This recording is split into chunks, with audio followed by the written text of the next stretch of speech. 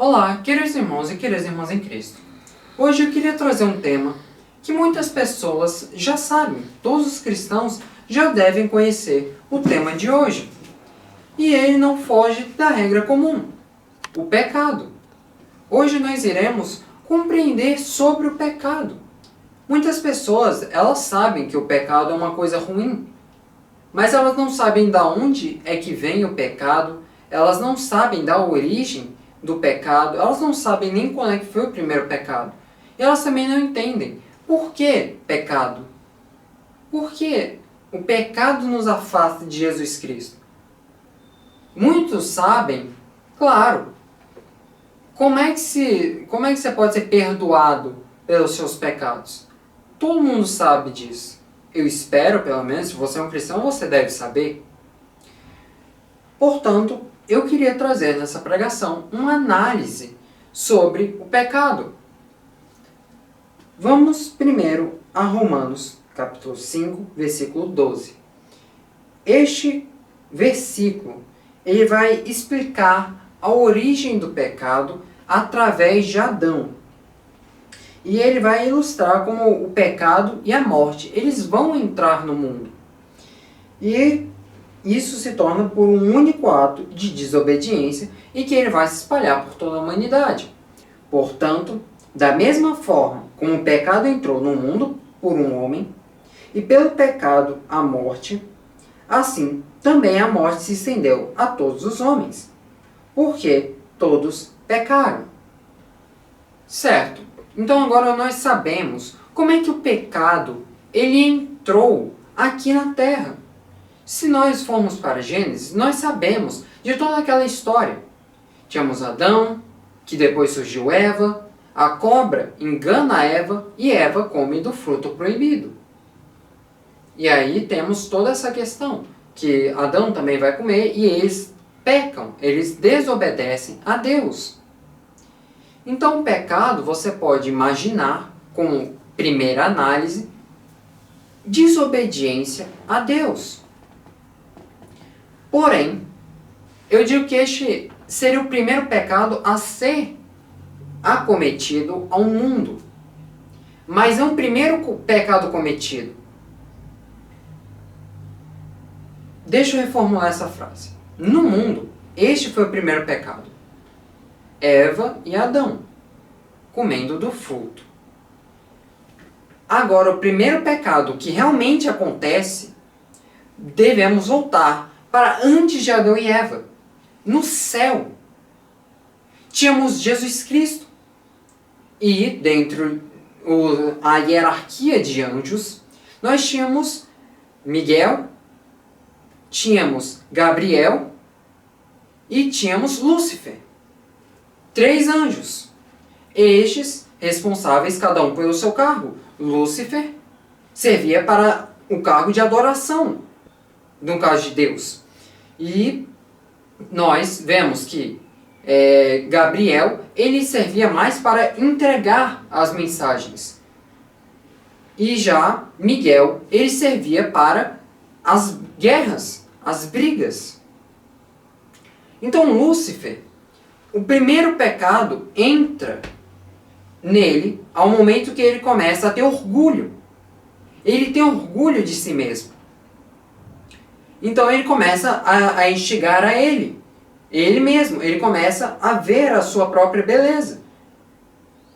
E aí ele começa a falar com os outros anjos. Vai fazer a cabeça deles. E aí vem o segundo pecado. Rebelião. O segundo pecado já também entra aqui no céu. A rebelião contra Deus.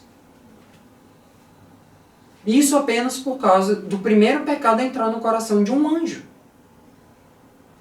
Então, nós vemos, posteriormente, que Jesus, Deus e o resto dos anjos, eles vão vencer essa guerra travada entre Lúcifer e Deus. E junto de Lúcifer, nós sabemos que ele cai, que nem um relâmpago na terra. E desse modo caiu 1/3 do céu. 1/3 dos anjos, querem dizer corretamente. um terço dos anjos caiu na conversa de Lúcifer. Por causa do primeiro pecado que chegou no coração de um anjo e do segundo que acometeu a todos eles. O pecado, ele é algo que muitas pessoas não têm essa dimensão. E apenas com isso vocês conseguem ver que por causa de apenas um pecado, um sentimento, ele conseguiu separar o céu, um local divino. Então, Tiago, no seu livro, ainda no primeiro capítulo, ele vai descrever esse processo do pecado. Ele vai mostrar as tentações. Ele vai dizer, as tentações vêm dos nossos desejos. Os nossos desejos vão levar até o pecado. E assim, ele vai se concretizar. E vai resultar na morte, que é onde nós veremos que isso será uma das consequências do pecado, o salário do pecado. Vamos ler agora Tiago, capítulo 1, versículos 14 até o 15. Cada um, porém, é tentado quando? Atraído e seduzido pela própria concupiscência. A concupiscência, havendo concebido, dá à luz o pecado. E o pecado, uma vez consumado, gera a morte. Para vocês que não sabem o que é concupiscência, isso significa o que vem dos nossos próprios desejos. Então, aqui em Tiago, ele revela esse processo. Os nossos desejos nos levando a pecar. E este pecado vai nos causar a morte. Também vemos lá em Romanos, capítulo 3, versículo 23. Pois todos pecaram e estão destituídos da glória de Deus. O que isso quer dizer? É a universalidade do pecado. O pecado é uma coisa universal. Ele mostra que o pecado, ele não é pertencente apenas a algumas pessoas, que só fulaninho e ciclano tem, mas eu não tenho. Não. O pecado é universal. Ela é uma condição que afeta a todos nós, sem exceção. Todos nós sofremos. E isso nos separa da perfeição e da santidade de Deus. O pecado, como desobediência, como orgulho e rebelião, nos separa de Deus. Assim como Lúcifer. Lúcifer foi tacado por causa, principalmente, dos pecados que ele cometeu. Tem mais versículos da Bíblia que eu adoro ler para vocês. E se vocês lerem a Bíblia, vocês vão ver um monte deles. 1 João, capítulo 3, versículo 4. Todo aquele que pratica o pecado também transgride a lei. O pecado é a transgressão da lei. Dito isso, vemos como o pecado, ele repete a sua própria essência. Ele vem da desobediência, descumprimento. Se nós temos as leis de Deus, qual é a definição, qual é o termo que nós temos para indicar que você cometeu aquele crime? O que pode indicar isso? O pecado. Portanto, o pecado não é nada mais, nada menos que o descumprimento das leis de Deus. A desobediência. Em outras palavras, é ir contra os princípios de Deus. Você, como ser humano, você tem sua moral, a sua ética. Você pode pensar naquela teoria da moralidade, do mais-valia. O que vale mais para você? Daquela lógica do trem, você tem uma alavanca. Você escolhe quem salvar. Você vai salvar 5 vidas ou você vai salvar uma vida? Você vai salvar uma pessoa rica ou 5 pessoas pobres? Você prefere deixar 100 pessoas, salvar 100 pessoas que você não conhece ou o seu melhor amigo? Você tem ética, você tem seus valores, você tem seus princípios. Porém, no momento em que nós ferimos os princípios de Deus, nós cometemos um pecado. Pois nós ferimos a lei, nós desobedecemos a Deus. Isso é muito importante termos na nossa mente. Porque o pecado não é uma coisa difícil de se compreender. E mesmo assim, muitas pessoas hoje não conseguem definir o que é o pecado. Em Isaías, capítulo 59, versículo 2, mas as vossas iniquidades fazem separação entre vós e vosso Deus. E os vossos pecados encobrem o rosto de vós, para que não vos ouça.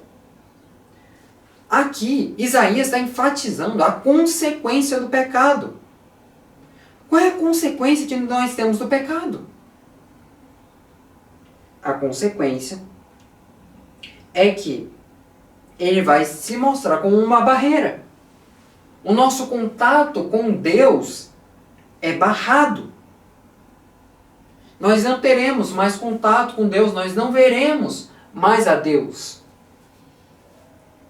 Então ele impede a nossa ligação com Deus. Ele impede a nossa comunhão. E dificulta que Deus ouça as nossas orações. Irmãos, o pecado, ele é grave.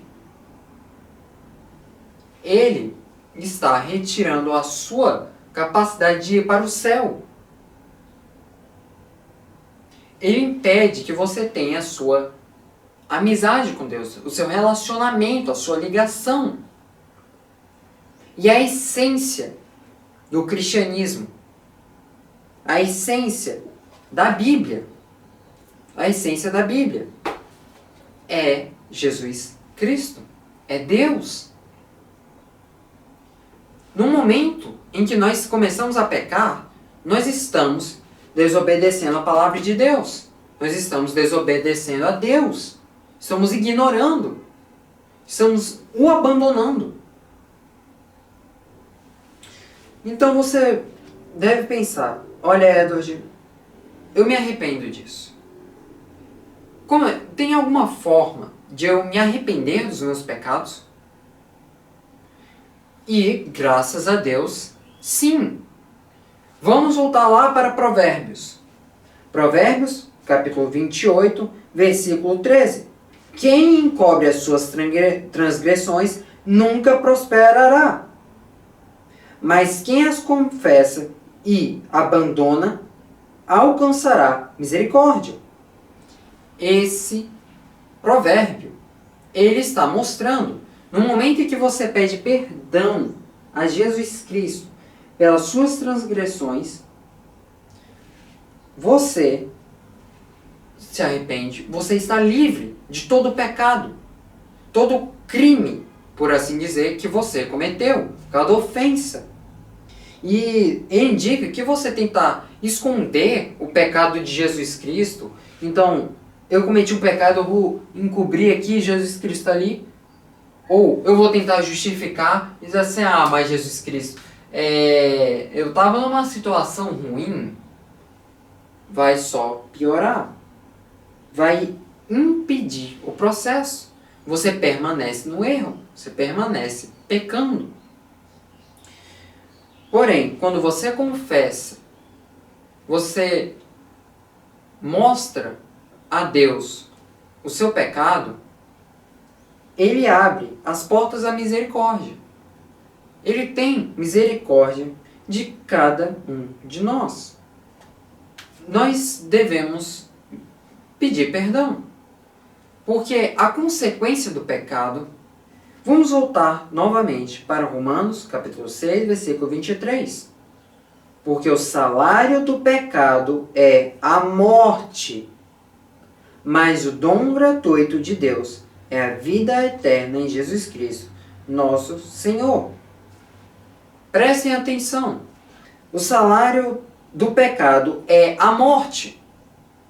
Então, se você persiste naquele erro, você não quer mudar, você segue com a cabeça somente naquilo, você não pede perdão a Deus, você permanece imutável, você morrerá. Você não está permitindo a misericórdia de Deus. Você está se fechando para Deus. Lembrem do que eu comentei anteriormente.